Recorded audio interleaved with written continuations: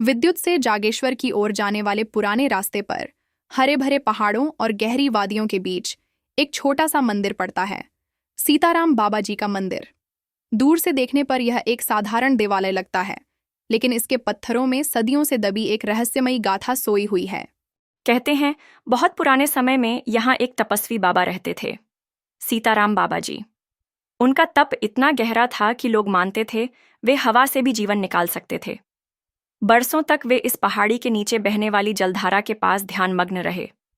कहा जाता है कि उनके ध्यान के दौरान चारों ओर ऐसी ऊर्जा फैल जाती थी कि वन्यजीव भी पास आकर शांत बैठ जाते थे। गांव के बुजुर्ग बताते हैं कि एक बार भयंकर सूखा पड़ा, न पानी न अन्न।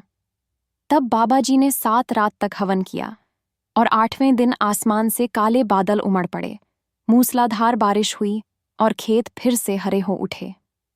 लोग मानते हैं कि तभी से यह मंदिर वर्षा और जीवन का प्रतीक बन गया। लेकिन असली रहस्य यह है कि कभी कभी अमावस्या की रात को मंदिर के गर्भगृह से हल्की सी घंटियों की आवाज आती है, जबकि दरवाजे बंद होते हैं। कुछ श्रद्धालु कहते हैं कि यह बाबा जी का आशीर्वाद है, तो कुछ मानते हैं कि यह उनके अदृश्य तप का प्रमाण है, जो आज भी इस स्थान की रक्षा कर रहा है। आज भी यात्री यहाँ रुककर दीप जलाते हैं और आगे की यात्रा पर निकलते हैं, मानो बाबा जी की अदृश्य छाया उन्हें सुरक्षित राह दिखा रही हो। सदियों पहले यहाँ एक साधु आए, सीताराम बाबा।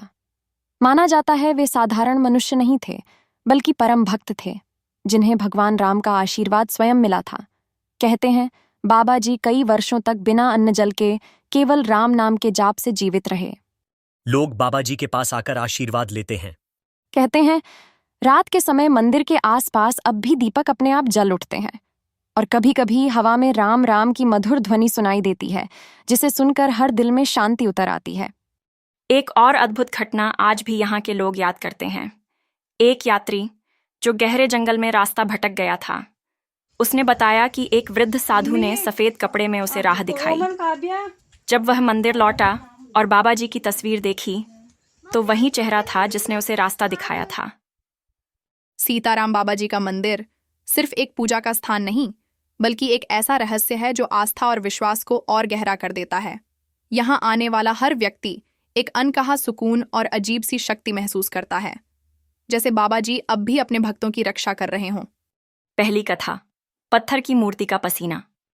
कहा जाता है कई दशक पहले, जब यहाँ सिर्फ एक साधारण सा चबूतरा और एक शिला थी, एक बार गर्मियों में कुछ ग्रामीण पूजा कर रहे थे।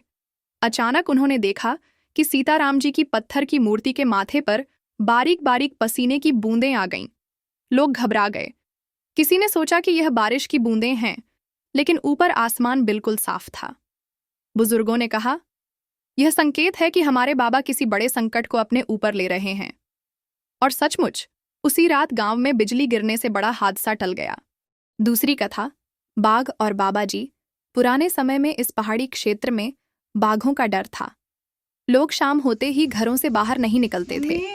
एक बार एक चरवाहा देर से लौट रहा था और मंदिर के पास पहुंचते ही उसने देखा एक विशाल बाघ उसके सामने आ खड़ा हुआ।